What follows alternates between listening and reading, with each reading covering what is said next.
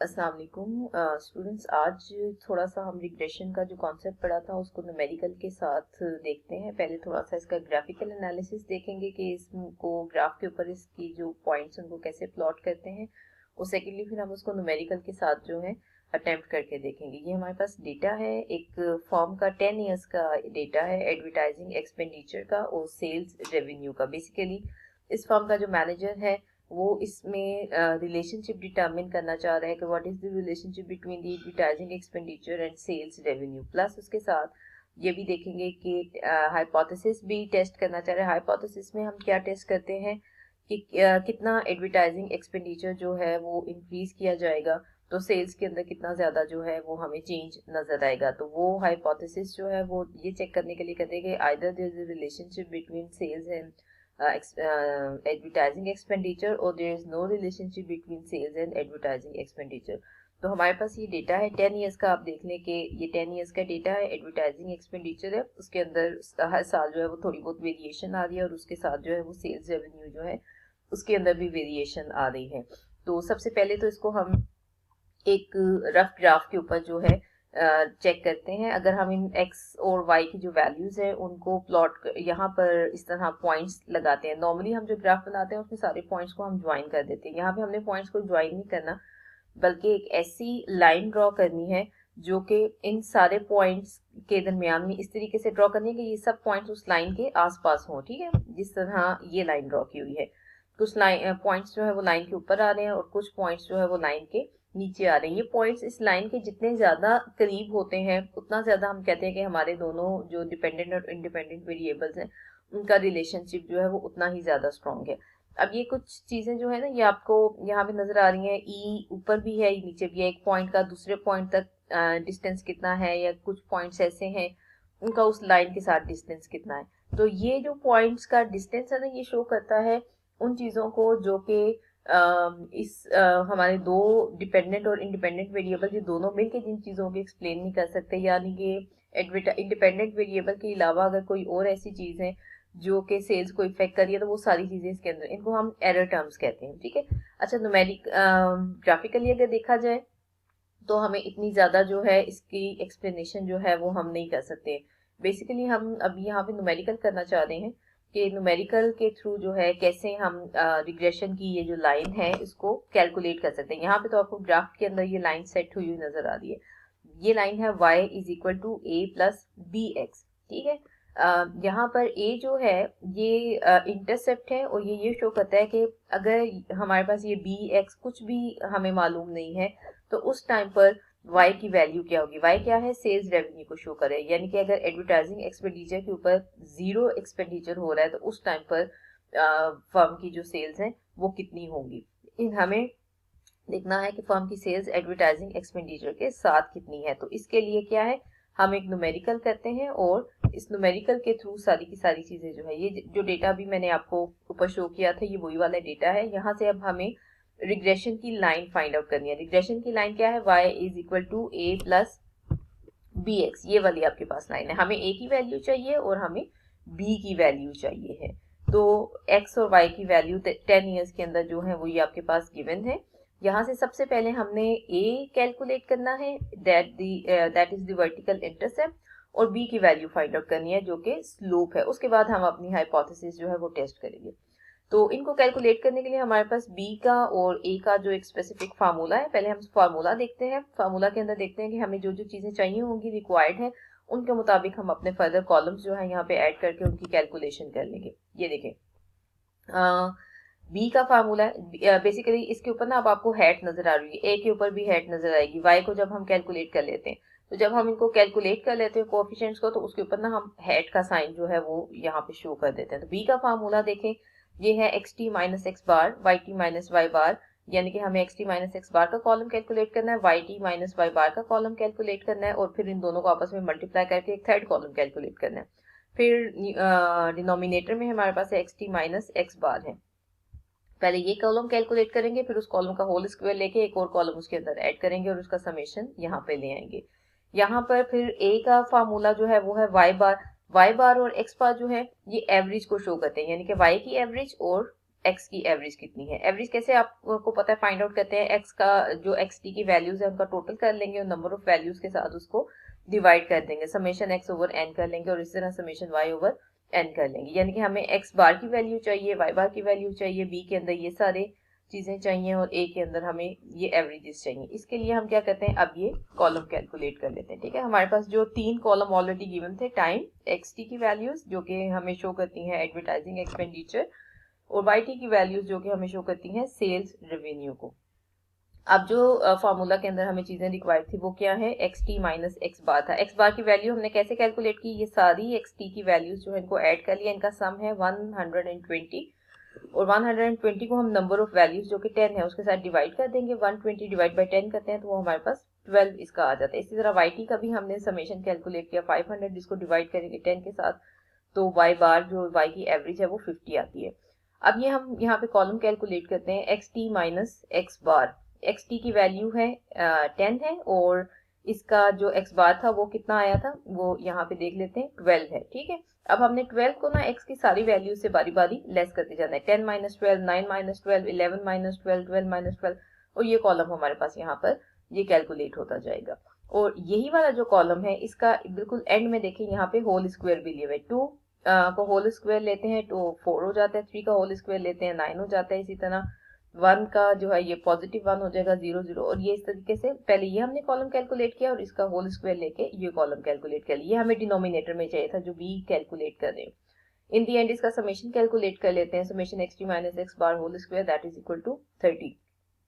फिर हम आ जाते हैं न्यूमरेटर में, हमारे पास था हमें क्या चाहिए था, एक्स टी माइनस एक्स बार और वाई टी माइनस वाई बार, इन दोनों की मल्टीप्लीकेशन वाला कॉलम चाहिए था। तो इस जैसे हमने एक्स टी माइनस एक्स बार कैलकुलेट किया था वैसे ही यहाँ पे हम वाई टी माइनस वाई बार का कॉलम कैलकुलेट किया। वाई टी की ये वैल्यूज है सारी और वाई बार की वैल्यू जो है यहाँ पे कितनी आई हुई थी, 50 आई हुई है।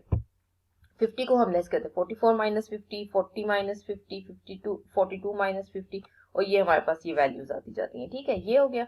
तो अब ये वाले जो दो कॉलम है, कॉलम नंबर 4, कॉलम नंबर 5, इनको हम यहाँ पर आपस में मल्टीप्लाई करेंगे। ठीक है, 6 2 12, 10 3 38, और इसी तरह ये सारा का सारा कैलकुलेट करके इन दी एंड हम इसका पूरे कॉलम का जो है वो समेशन ले लेते हैं, दैट इज इक्वल टू 106। अब हमें फार्मूला के अंदर जितनी भी चीजें रिक्वायर्ड थी वो सारी हमने कैलकुलेट कर ली है। ठीक है, अब उन सिंपली हमने उठा के इन सारी चीजों को फार्मूला में डालना है। बी हेड का फार्मूला ये है, आपके सामने लिखा हुआ है, पीछे जो आपके पास टेबल है वहां से वैल्यूज उठाई है। बी हेड की वैल्यू आती है 3.53।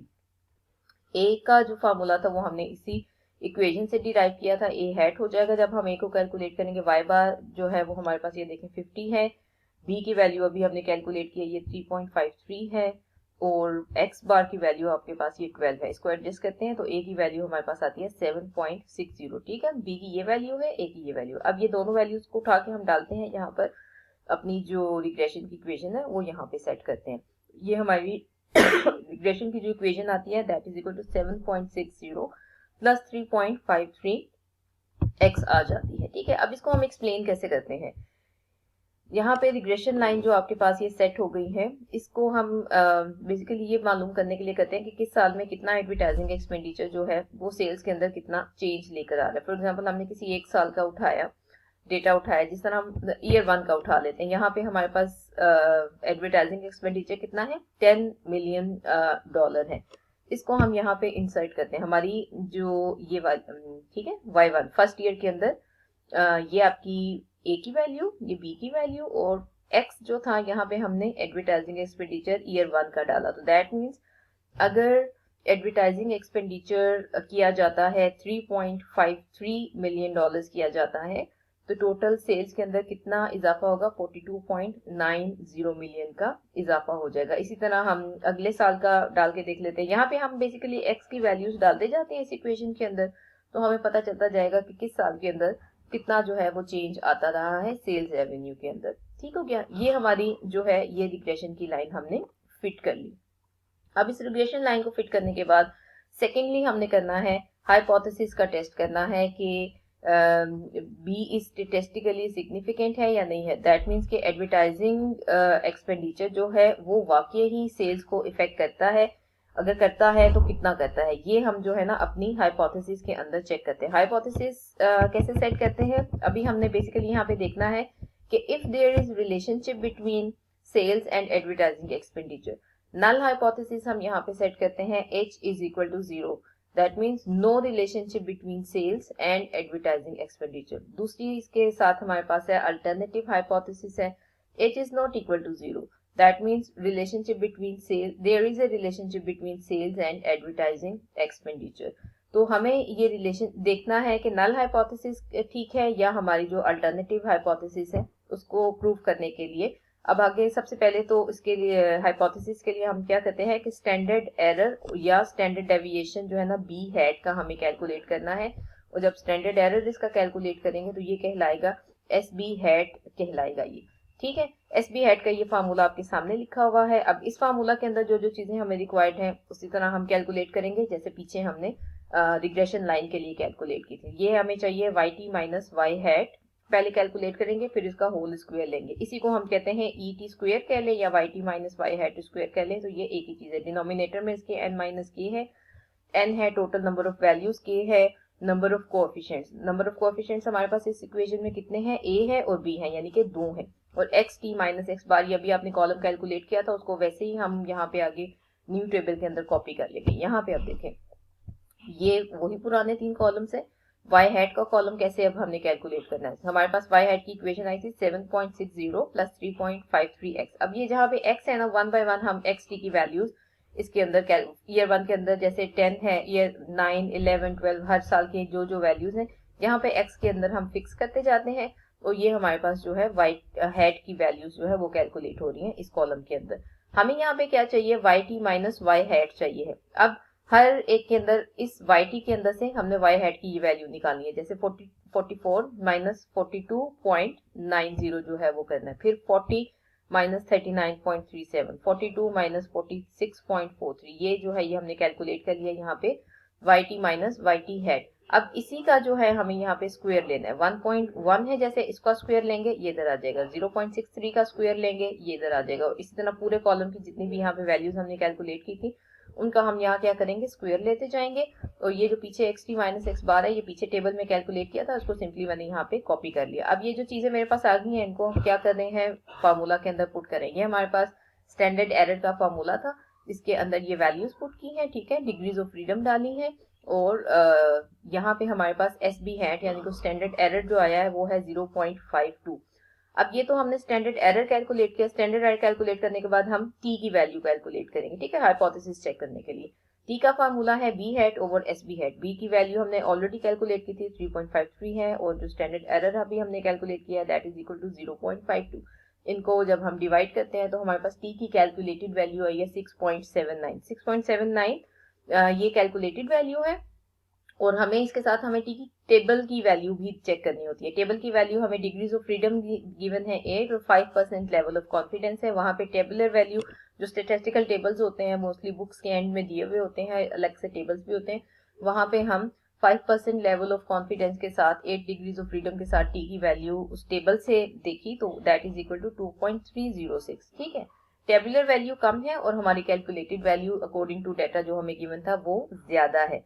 तो जब भी हमारी टेबुलर वैल्यू जो है वो ज्यादा आती है, since our calculated value is greater than the tabular value for the 5% level of significance with 8 degrees of freedom, जब हमारी कैलकुलेटेड वैल्यू ज्यादा आती है तो हम क्या करते हैं, नल हाइपोथेसिस को रिजेक्ट कर देते हैं। नल हाइपोथेसिस क्या थी, no relationship between sales and advertising expenditure, इसको हम क्या कर रहे हैं, रिजेक्ट कर देते हैं। दैट मीन्स हम एक्सेप्ट क्या कर रहे हैं, alternative hypothesis that there is a strong relationship between sales and advertising expenditure, ठीक है। इस तरीके से हमने ये सारा कैलकुलेट करना है। To say that there is statistical significant relationship between X and Y at the 5% level means that we are 95% confident that such a relationship exists। 5% level of confidence जो आपको ऑलरेडी गिवन है, इसका मतलब है कि हम 95% जो है कॉन्फिडेंट है कि there is a relationship between sales and advertising expenditure.